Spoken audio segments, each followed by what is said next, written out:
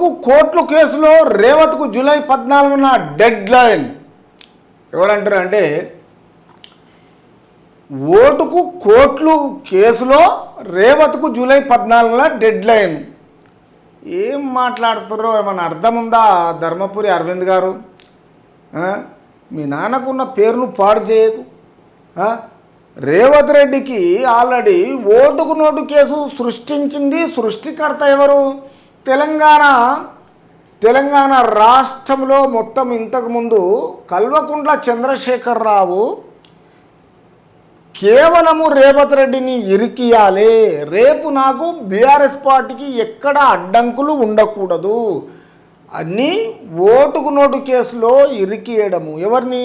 సబాస్టిన్ని తీసుకోవడము. ఎర్రబల్లి దయాకర్ రావు ప్లాన్తో, కేసీఆర్ ప్లాన్తో కేవలం ఈ ఫోన్ ట్యాపింగ్లలో ఎప్పుడు ఎవరి మాటలు వినాలి, ఏం మాట్లాడుతున్నారు, ఎక్కడ ఏ పోలీస్ వాహనంలో డబ్బులు వెళ్తున్నారు, ఇది కల్వకుంట్ల వ్యవహారంలో 10 సంవత్సరాలు మొత్తం వాళ్ళకు అనుకూలంగా పెట్టుకొని తర్వాత ఫోన్ ట్యాపింగ్లో భార్యాభర్తలను చూడకుండా, నిర్మాతలను చూడకుండా, హీరోయిన్లను చూడకుండా, తర్వాత ఒక లా అండ్ ఆర్డర్ను చూడకుండా వాళ్ళ ఆధీనంలో ప్రీవియస్ ఏదైతే కల్వకుంట్ల చంద్రశేఖరరావు బీఆర్ఎస్ పార్టీలో ఈ ఫోన్ ట్యాపింగ్ చేసి వాళ్ళ అధికారంలో ఉన్నది కదా అని తిరిగి రేవంత్ రెడ్డిని ఈ విధంగా ఫోన్ ట్యాపింగ్తో ఇరికిచ్చారంటే ఫోన్ ట్యాపింగ్ అని ఇక్కడ బయట పడుతూనే ఉన్నది.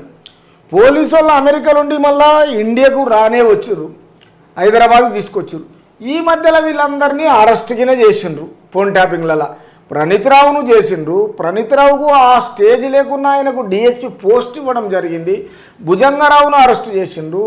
తర్వాత తిరుపతిని అరెస్ట్ చేసిండ్రు. రాధాకిషన్ రావును తీసుకొచ్చిండ్రు. తర్వాత ఎవరిని? ప్రభాకర్ రావుని తీసుకొచ్చారు. ఫోన్ ట్యాపింగ్ అని తెలిసిన తర్వాత ఎన్నికల కోడ్ వచ్చింది కాబట్టి వాళ్ళను కస్టడీలో తీసుకొని వాళ్ళను అన్ని విధాలుగా ఇన్వెస్టిగేషన్ చేసి ఈ మధ్యలో మళ్ళీ జైల్లో అప్పచెప్పారు. ఎవరికి ఇంకా బెయిల్ రాలేదు, నాన్ బెయిలబుల్ అది. ఎందుకంటే చట్టపరంగా భారత రాజ్యాంగం ఉన్నన్ని రోజులు దేశద్రోహం కింద లెక్క అది. అట్లాంటి పనులు ఫ్యామిలీలకు కాకుండా రాజకీయ పరంగా అందరికీ మొత్తము అగనిస్ట్గా ఫోన్ ట్యాపింగ్లు చేసి ఇరికిచ్చారు కాబట్టి ఆ కేసు ఎవిడెన్స్ ప్రకారము ఫోన్ ట్యాపింగ్ కేసులతోటి రేవంత్ రెడ్డికి చాలా ఈజీ బెయిల్ ఇస్తారు. ఎందుకంటే ఒక ప్రజాక్షేత్రంలో ఒక రాజకీయము పరిపాలనలో ఉన్న తర్వాత ఆ పరిపాలనలోనే లా అండ్ ఆర్డర్ కొనసాగింది కాబట్టి ఫోన్ ట్యాపింగ్ చేసింది వీళ్ళు కల్వకుంట్ల వాళ్ళు.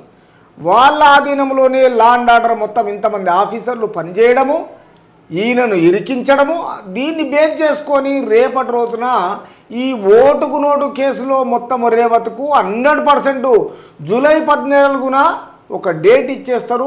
ఆర్గ్యుమెంటు, జడ్జిమెంట్ల మొత్తము తెలంగాణ రాష్ట్ర సీఎంకు బ్రహ్మాండంగా బెయిల్ వస్తుంది.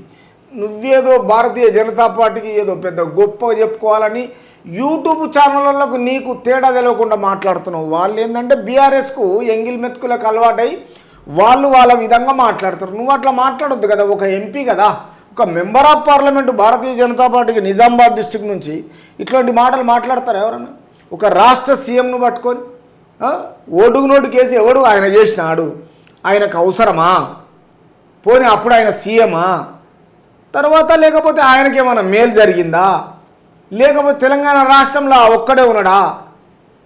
లేకపోతే కేసీఆర్, కేటీఆర్ వీళ్ళందరూ కలిసి ఫోన్ ట్యాపింగ్ చేయకపోతే అవి చేస్తుండేనా? దాన్ని బేస్ చేసుకుంటే బెయిల్ రాదా? ఏం మాట్లాడతారా? ఏం చదువుకున్న మాట? చి అర్థమైంది.